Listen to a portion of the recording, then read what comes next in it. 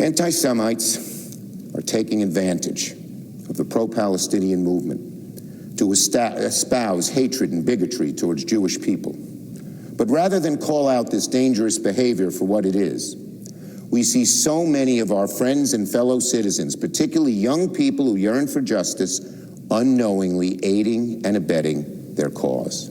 Can you understand why the Jewish people feel isolated when we hear some praise Hamas and chant its vicious slogan? Can you blame us for feeling vulnerable only 80 years after Hitler wiped out half the Jewish population across the world, while so many countries turned their back?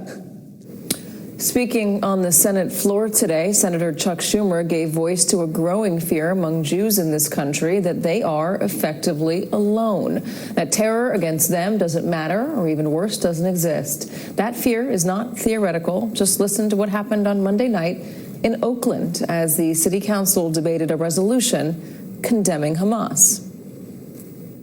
There's not been beheadings of babies and rapings. Israel murdered their own people on October 7th. Calling Hamas a terrorist organization is ridiculous, racist, and plays into genocidal propaganda that is flooding our media and that we should be doing everything possible to combat. I support the right of Palestinians to resist occupation, including through Hamas, the armed wing of the unified Palestinian resistance. As an Arab, asking with this context to condemn Hamas is very anti-Arab racist. The notion that this was a massacre of Jews is a fabricated narrative. Many of those killed on October 7th, Thank you, ma'am. Your time is up. including children, were killed by the IDF. An amendment condemning Hamas is bald propaganda meant to... Thank you. Your time is up. To hear them complain about Hamas violence is like listening to a wife beater complain when his wife finally stands up and fights back.